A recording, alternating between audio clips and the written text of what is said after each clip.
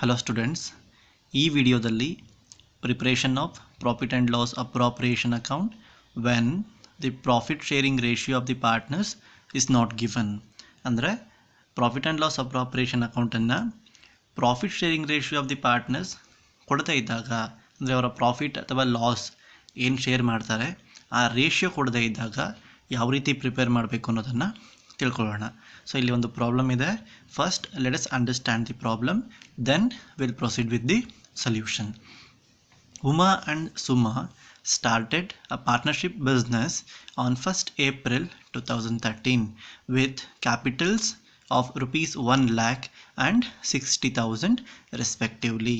ಇಲ್ಲಿ ಉಮಾ ಮತ್ತು ಸುಮಾ ಅನ್ನುವಂಥವ್ರು ಏನು ಮಾಡಿದ್ದಾರೆ, ಒಂದು ಪಾರ್ಟ್ನರ್ಶಿಪ್ ಬಿಸ್ನೆಸ್ಸನ್ನು ಸ್ಟಾರ್ಟ್ ಮಾಡಿದ್ದಾರೆ. ಯಾವಾಗ? 1st April 2013 with a capital, ಅಂದರೆ ಒಂದು ಅಮೌಂಟನ್ನು ಇನ್ವೆಸ್ಟ್ ಮಾಡಿದ್ದಾರೆ.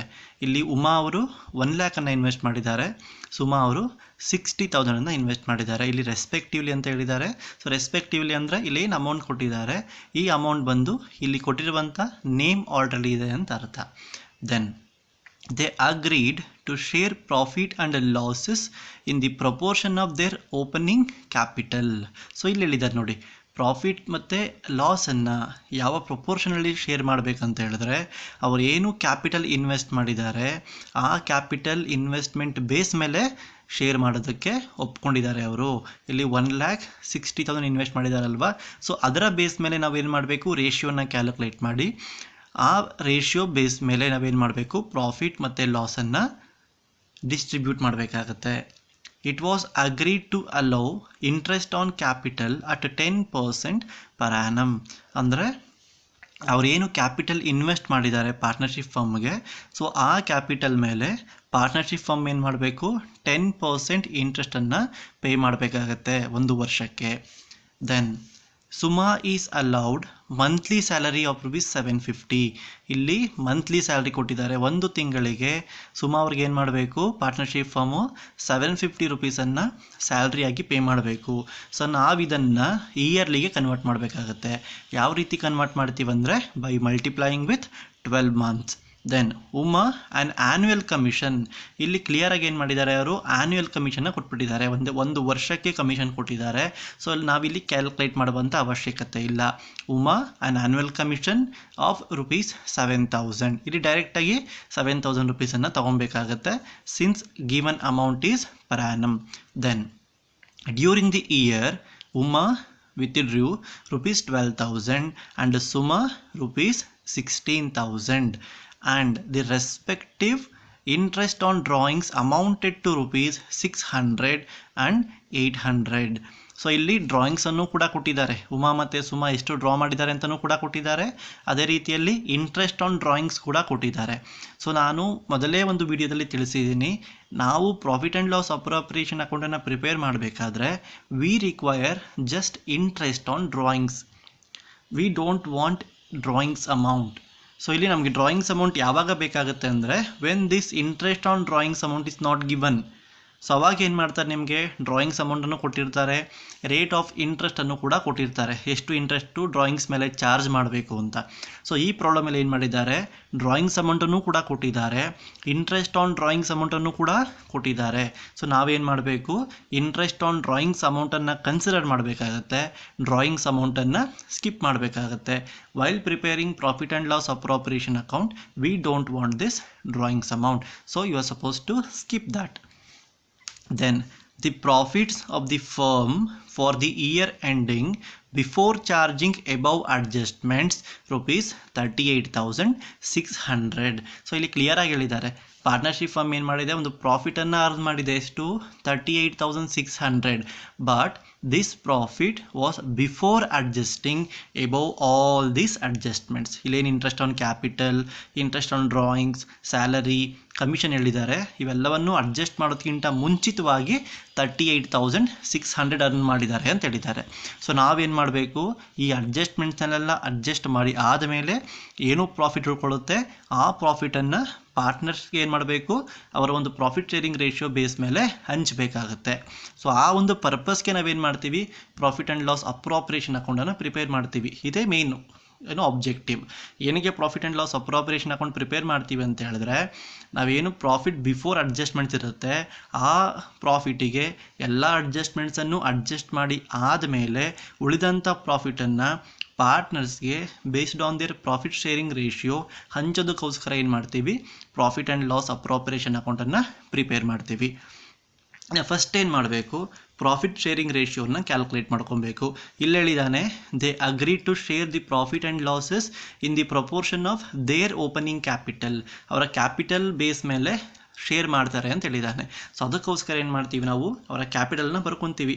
1 lakh ಬಂದು ಉಮಾ ಅವ್ರದ್ದು, 60,000 ಬಂದು ಸುಮಾ ಅವರು ಕ್ಯಾಪಿಟಲ್ಲು. ಸೊ 1 lakh ಇಷ್ಟು 60,000ನ ಸಿಂಪ್ಲಿಫೈ ಮಾಡಿದಾಗ 5:3 ಬರುತ್ತೆ. ಕ್ಯಾನ್ಸಲ್ ಮಾಡಬೇಕಷ್ಟೆ, ಇಲ್ಲಿ ಕ್ಯಾನ್ಸಲ್ ಮಾಡಬೇಕಾಗತ್ತೆ. 2 3s 6 ಆಗುತ್ತೆ, 2 10s 5 ಆಗುತ್ತೆ. ಸೊ 5:3 ಅರ್ಥ ಆಗ್ತಿದೆಯಾ? 3 times 6 ಆದರೆ 2 5 times 10 ಆಗುತ್ತೆ. ಇಲ್ಲಿ 40 ಕ್ಯಾನ್ಸಲ್ ಆಗಿರುತ್ತೆ. ಮಿಕ್ಕಿದೆಷ್ಟು 6 ಮತ್ತು 10. ಸೊ ಅದಕ್ಕೆ ನಾವು ರೇಷಿಯೋನ ಕ್ಯಾಲ್ಕುಲೇಟ್ ಮಾಡಿದಾಗ 5:3 ಬರುತ್ತೆ. ಸೊ ಇದಾದ ಮೇಲೆ directly let us move on to the preparation of profit and loss appropriation account. So profit and loss appropriation ಅಕೌಂಟಲ್ಲಿ ನಾನು ಮೊದಲೇ ವಿಡಿಯೋದಲ್ಲಿ ಹೇಳಿದ್ದೀನಿ, ಕ್ರೆಡಿಟ್ ಸೈಡ್ ಏನು ಬರೀಬೇಕು, ಪಾರ್ಟ್ನರ್ಶಿಪ್ ಫರ್ಮ್ಗೆ ದುಡ್ಡು ಬರಬೇಕು. ಪಾರ್ಟ್ನರ್ಸ್ ಇಲ್ಲಿ ಇಂಪಾರ್ಟೆಂಟ್ ಅಲ್ಲ, partnership firm important. So partnership ಫರ್ಮ್ಗೆ ಏನು ದುಡ್ಡು ಬರುತ್ತೆ ಎಲ್ಲವನ್ನೂ ಕೂಡ ನಾವು ಕ್ರೆಡಿಟ್ ಸೈಡ್ ಬರಿತೀವಿ. ಪಾರ್ಟ್ನರ್ಶಿಪ್ ಫರ್ಮಿಂದ ಏನು ದುಡ್ಡು ಹೋಗುತ್ತೆ ಅದನ್ನು ಏನು ಮಾಡ್ತೀವಿ, ಡೆಬಿಟ್ ಸೈಡ್ ಬರಿತೀವಿ. ಸೊ ನಮಗೆ ಇಲ್ಲಿ ಪಾರ್ಟ್ನರ್ಸ್ ಇಂಪಾರ್ಟೆಂಟ್ ಅಲ್ಲ, ಪಾರ್ಟ್ನರ್ಶಿಪ್ ಫರ್ಮ್ ಇಂಪಾರ್ಟೆಂಟು. ಫರ್ಮ್ಗೆ ದುಡ್ಡು ಬಂದರೆ ಕ್ರೆಡಿಟ್ ಸೈಡ್ ಬರೀಬೇಕು, ಫರ್ಮಿಂದ ದುಡ್ಡು ಹೋದರೆ ಡೆಬಿಟ್ ಸೈಡ್ ಬರೀಬೇಕು. ಸೊ ಈ ಪ್ರಾಬ್ಲಮ್ಲಿ ಏನು ಕೊಟ್ಟಿದ್ದಾರೆ ಅದರ ಆರ್ಡರ್ ಪ್ರಕಾರ ನಾವು ಐಟಮ್ಸನ್ನು ಬರಿತಾ ಬರೋಣ. ಅದಕ್ಕಿಂತ ಮುಂಚಿತವಾಗಿ ಏನು ಮಾಡಬೇಕು, ಪ್ರಾಫಿಟ್ ಬಿಫೋರ್ ಅಡ್ಜಸ್ಟ್ಮೆಂಟ್ ಏನು ಕೊಟ್ಟಿರ್ತಾನೆ ಅದನ್ನು ನಾವು credit side by profit and loss account ಅಂತ ಬರೀಬೇಕಾಗತ್ತೆ, 38,600. ನೆಕ್ಸ್ಟು ಇಲ್ಲಿ as per this order what they have given, interest on capital ಅಂತ ಕೊಟ್ಟಿದ್ದಾನೆ. They agreed to allow interest on capital at 10% per annum. So to interest on capital account, Uma ಅವ್ರ capital ಎಷ್ಟಿದೆ, 1 lakh ಇದೆ. So 1 lakh into 10/100 10,000. Suma ಅವ್ರ capital ಎಷ್ಟಿದೆ, 60,000. 60,000 into 10/100 6,000. So ಇದು interest on capital. So ಇಲ್ಲಿ partnership firm ಏನು ಮಾಡ್ತಿದೆ, ಪಾರ್ಟ್ನರ್ಸ್ಗೆ ಇಂಟ್ರೆಸ್ಟನ್ನು ಕೊಡ್ತಾ ಇದೆ. ಅದಕ್ಕೋಸ್ಕರ ದುಡ್ಡು ಹೋಗ್ತಾ ಇದೆ ಪಾರ್ಟ್ನರ್ಶಿಪ್ ಫರ್ಮಿಂದ. ಅದಕ್ಕೋಸ್ಕರ ಏನು ಮಾಡ್ತೀವಿ, ಇಲ್ಲಿ ನಾವು debit side to interest on capital ಅಂತ ಬರಿತೀವಿ. ಅದಾದ ಮೇಲೆ it was okay. Then Suma is allowed monthly salary of ₹750 ಅಂತ ಹೇಳಿದ್ದಾರೆ. ನೆಕ್ಸ್ಟ್ ಏನು ಮಾಡ್ತೀವಿ, ಇಲ್ಲಿ ಸುಮಾ ಅವ್ರಿಗೆ ಪಾರ್ಟ್ನರ್ಶಿಪ್ ಫರ್ಮ್ ಸ್ಯಾಲ್ರಿಯನ್ನು ಕೊಡಬೇಕು. ಸೊ ಪಾರ್ಟ್ನರ್ಶಿಪ್ ಫರ್ಮಿಂದ ದುಡ್ಡು ಹೋಗುತ್ತೆ. ಅದಕ್ಕೋಸ್ಕರ ಟು ಸುಮಾಸ್ ಸ್ಯಾಲರಿ 750 ಪರ್ ಮಂತ್, ಒಂದು ತಿಂಗಳಿಗೆ. ಸೊ ನಮಗೆ ಬೇಕಾಗಿರೋದು ಒಂದು ವರ್ಷಕ್ಕೆ. 750 ಇಂಟು 12 ಮಾಡ್ತೀರಾ, you will get 9,000 rupees. Then Uma annual commission of ₹7,000 ಅಂತ ಹೇಳಿದ್ದಾರೆ. ಒಂದು ವರ್ಷಕ್ಕೆ ಉಮಾ ಅವ್ರಿಗೆ ಕಮಿಷನ್ ಕೊಡಬೇಕು.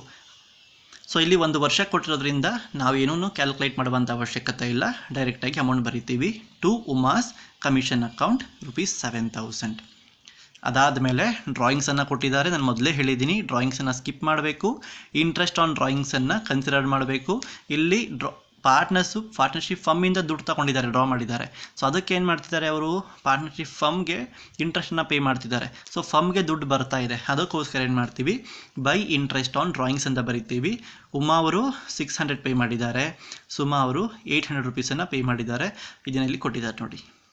ಸೊ ಇದೆಲ್ಲ ಬರೆದಾದ ಮೇಲೆ ನಾವೇನು ಮಾಡಬೇಕು, ಎರಡೂ ಸೈಡಲ್ಲಿ ನಾವು ಟ್ಯಾಲಿ ಮಾಡಬೇಕು, ಯಾವ ಸೈಡ್ ಜಾಸ್ತಿ ಇದೆ ನೋಡಬೇಕು. ಸೊ ಈ ಪ್ರಾಬ್ಲಮಲ್ಲಿ ನೋಡಿದಾಗ ನಮಗೆ ಕ್ರೆಡಿಟ್ ಸೈಡ್ ಜಾಸ್ತಿ ಇದೆ. ಸೊ 38,600 ಪ್ಲಸ್ 600 ಪ್ಲಸ್ 800 ಮಾಡಿದಾಗ 40,000 ಬರುತ್ತೆ.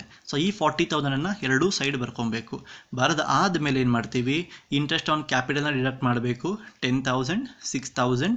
ದೆನ್ ಸುಮಾಸ್ ಸ್ಯಾಲರಿ ಏನಿರುತ್ತೆ ಅದನ್ನು ಲೆಸ್ ಮಾಡಬೇಕು. ದೆನ್ ಉಮಾಸ್ ಕಮಿಷನ್ ಏನಿರುತ್ತೆ ಅದನ್ನು ಲೆಸ್ ಮಾಡಬೇಕು. ಲೆಸ್ ಮಾಡಿ ಆದಮೇಲೆ ನಮಗೆ 8,000 rupees ಉಳ್ಕೊಳ್ಳುತ್ತೆ. ಈ 8,000 ಏನು ಮಾಡ್ತೀವಿ, ಪಾರ್ಟ್ನರ್ಸ್ ಕ್ಯಾಪಿಟಲ್ ಅಕೌಂಟ್ಗೆ ಟ್ರಾನ್ಸ್ಫರ್ ಮಾಡಬೇಕು. After distributing this 8,000 on the proportion based on the proportion of 5:3. Uma 5/8 5 + 3 8 ಆಗುತ್ತಲ್ವಾ. ಸೊ 5/8 8000 ಇಂಟು 5/8 ಮಾಡಿದಾಗ 5000 rupees. Again 8000 into 3/8 3000 rupees. So ಇಷ್ಟು ಮಾಡಿದ್ರೆ profit and loss appropriation account end ಆಗುತ್ತೆ. ಸೊ ಏನಾದರೂ ಡೌಟ್ ಇದ್ದರೆ ಕಮೆಂಟ್ ಬಾಕ್ಸಲ್ಲಿ ತಿಳಿಸಿ ಸ್ಟೂಡೆಂಟ್ಸ್. Thank you.